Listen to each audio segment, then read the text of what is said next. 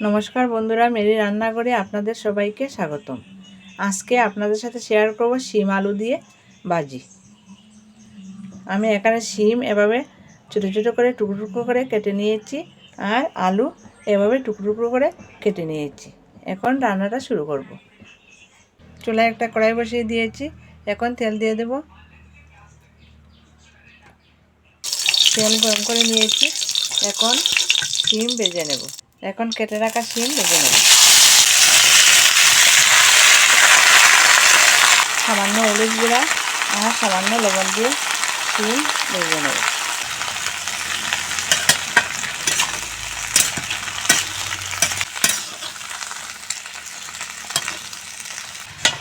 শিম ভেজে নিয়েছি, এখন তুলে নেব।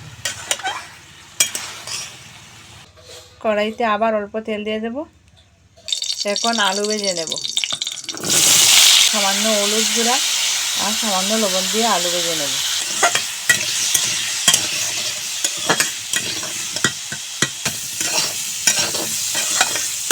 আলু ভেজে নিয়েছি, এখন তুলে নেব।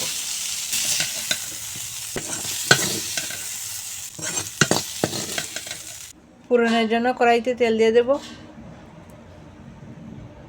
দিয়ে দেবো পেঁয়াজ কুচি। পেঁয়াজ একটু নেড়ে চেড়ে ভেজে নেব। তারপর দিয়ে দেবো বেটে রাখা আদা রসুন।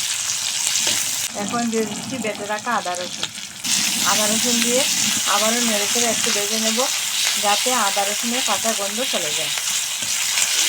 আদা রসুন ভেজে নিয়েছি, এখন দিয়ে দেবো কিছু গুঁড়া মশলা।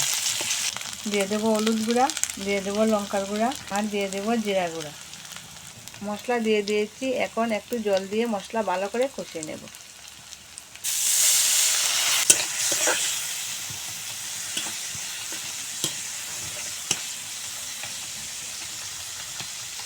মশলা ভালো করে কষিয়ে নিয়েছি, এখন দিয়ে দেবো ভেজে রাখা শিম আলু। এখন দিয়ে দিচ্ছি ভেজে রাখা শিম আলু। দিয়ে দেবো স্বাদ মতো লবণ। এখন শিম আলু মশলার সঙ্গে ভালো করে মিশিয়ে নেব।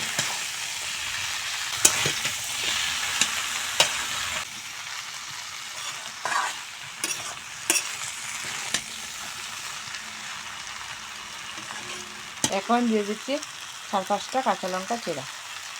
শিম আলু ভাজা বানিয়ে নিয়েছি। আমার শিম আলু ভাজার রেসিপিটি যদি আপনাদের ভালো লাগে, একটা লাইক করবেন এবং আমার চ্যানেলটি সাবস্ক্রাইব করবেন।